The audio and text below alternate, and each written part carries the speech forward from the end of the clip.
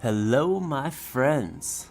Once again we are building a model for my patron Todd Walton over at patreon.com/Ron Perry.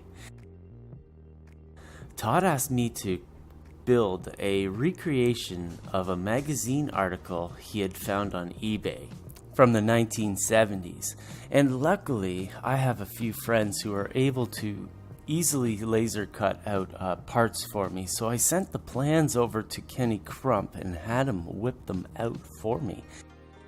In our last video we stained the structure with an acrylic stain, painted on some features I found in the photographs, painted the window frames, added some ink and alcohol to the outside of the building to stain the white paint we just added, painted some trim, added some windows, and philosophized about mixing paint in all that 10-minute video.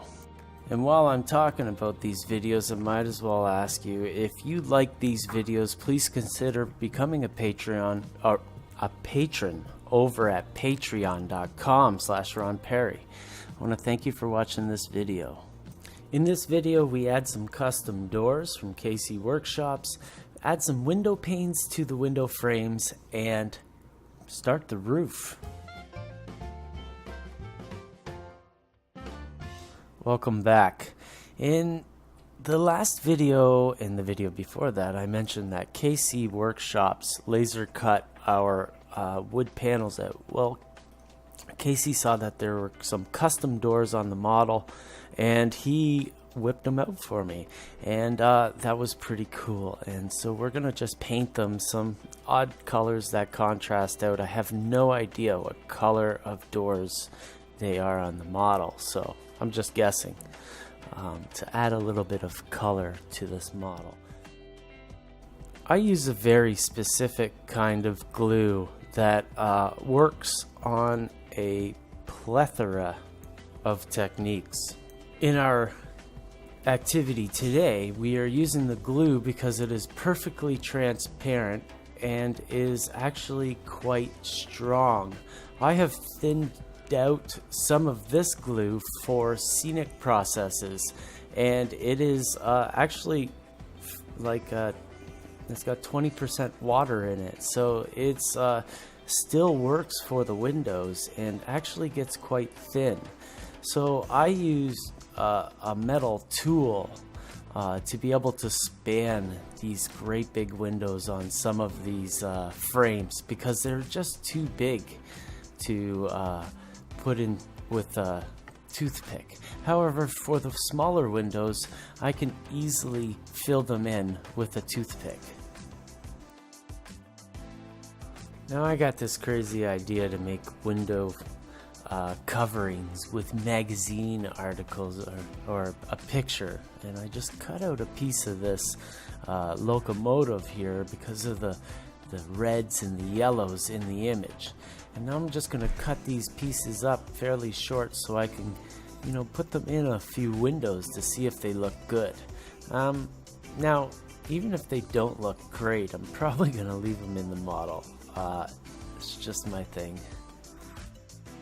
In fact, before long I moved to the old George Celios method of painting depot buff on the back of the windows to make it easy. Now that the windows have some dressings on them, I move along to the roof and use a pretty simple product to whip a panel out. Cardstock. This could be cardstock from packaging, or maybe a cereal box. If you've got kids, there's a ton of cardstock right in your cupboards right now, but probably in your recycling box. I use this for everything, and cut it to size, painted it black, and glued it onto the structure along the wood walls. Now if you want to add some extra glue points for your panels, that's a good idea, but I didn't because, well, not because, I just never do. I am a very patient guy and will hold my fingers on a model for 20 or 30 minutes to wait for it to tack up. Although the weld bond glue does tack up fast when it's in its state that you buy it in. Like I said already, I'm using scenic glue to build this model.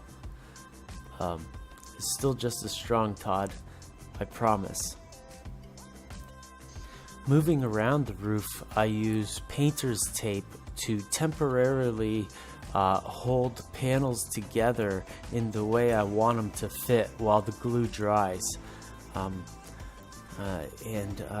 know, it's also a good way to keep a roof together while you're adding a dormer into, or not a dormer, in addition, I don't know what the hell to call this thing. Maybe gable end. Gable end. Adding a gable end to the track side of the structure. Once again, all I do to these panels is paint them black with a rattle can to get a nice solid flat black finish to the card. This makes it easy to hide it when adding our shingles later.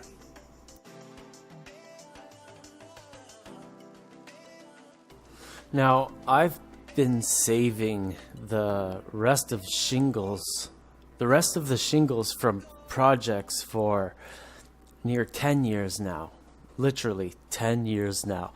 And this box has versions from every year from 2008 to 2018.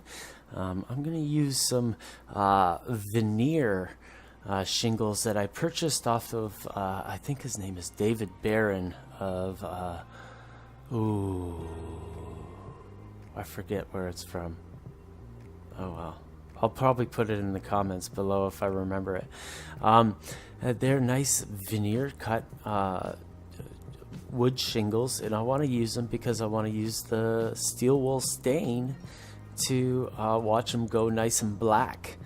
And then I would like to turn them, put some dry brushing of gray on them, which will give them nice highlights, and then we'll intermix some rolled roofing to show some old and new parts of the roof, the new parts being absolutely terrible as well.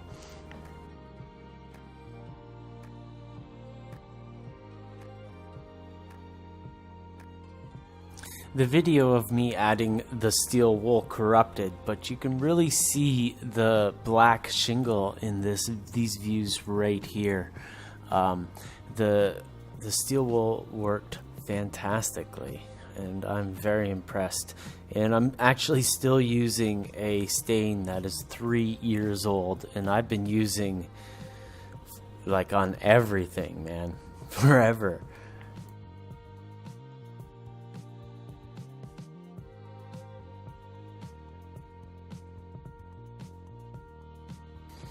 Now, one thing I've noticed over the years is purposefully warping your panels on the roof really looks good in the end. A lot of roofs sag, adding our alcohol is really part of the process. However, we are also adding streaks of basic gray paint, because that's the color of the streaks that I see. I don't want to make it out of some fancy product. I just want to paint these things on.